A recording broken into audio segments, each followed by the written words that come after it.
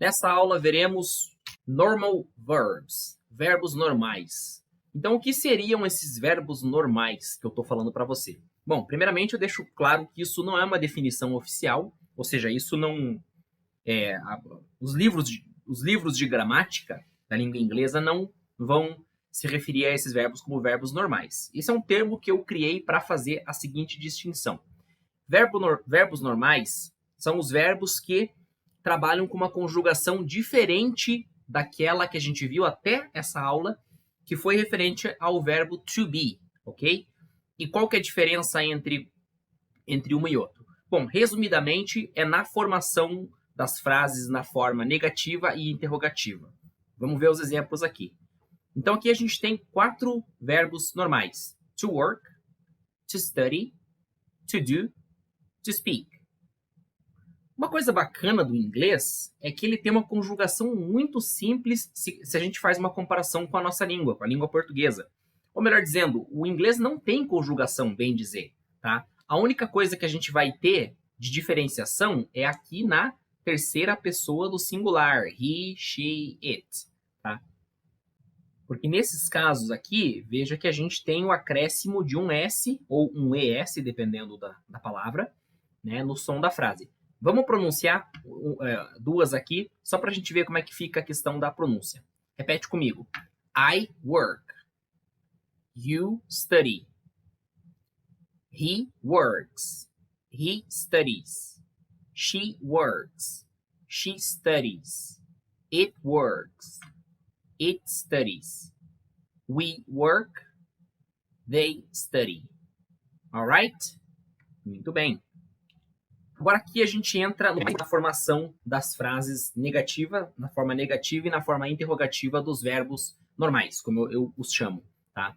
O do é usado como o auxiliar, tá? Lembrando que aqui o do não é como a gente viu aqui no início,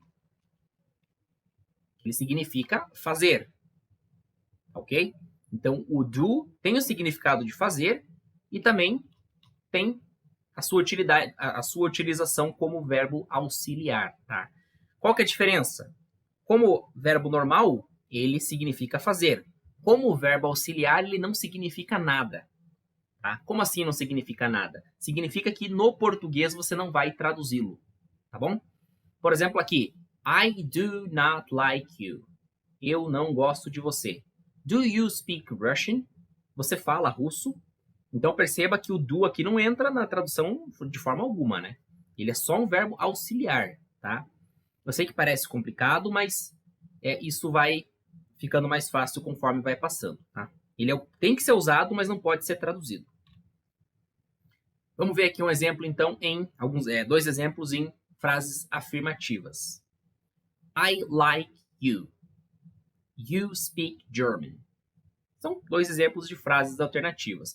Perceba que aqui essas 2 frases, elas têm a mesma linha, elas seguem a mesma linha do verbo to be até agora. Por exemplo, I am Brazilian.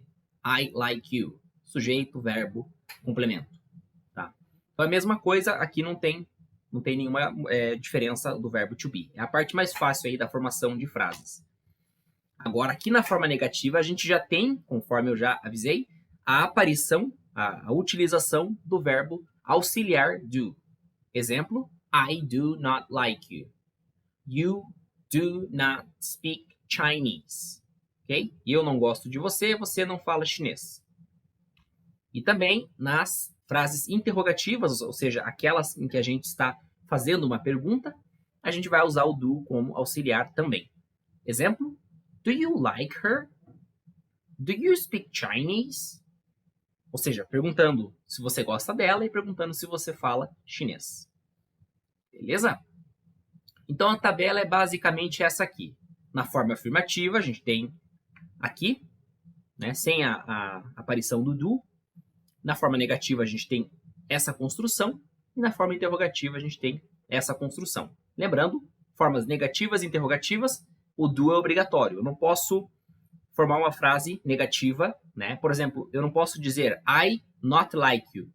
Isso não faz nenhum sentido em inglês, tá? Ou you not speak Chinese. Também não faz sentido, tá? Da mesma forma, perguntar sem usar o do, né? You like her? you speak Chinese? Né? Numa linguagem popular, até daria certo nesse caso aqui que eu estou falando, né? Não aqui, não na negativa. Mas o correto é seguir a regra, a gramática, e utilizar o do como interrogativo. Tá? Uma outra possibilidade é de fazer a contraçãozinha. Tá? Ou seja, no lugar de do not, falar don't. Eu até recomendo que você fale assim. Soa muito mais natural. Exemplo, I don't like you. You don't speak Chinese. Beleza? Agora lembrando, como eu falei para você anteriormente, que nós temos a conjugação na terceira pessoa do singular, ou seja, esses caras aqui, né? He, she, it, tá? E o mesmo acontece com o verbo do. O do vira does. I do, you do, he does, she does. Tá? Então, nesse sentido, ele não vai mudar. Mesmo como auxiliar, a gente vai ter o verbo do conjugado. Se for uma frase envolvendo she ou he, a gente vai ter she doesn't like you e não she don't like you. Ok? Does he speak French? E não do he speak French. Então se atenta nesse detalhe também.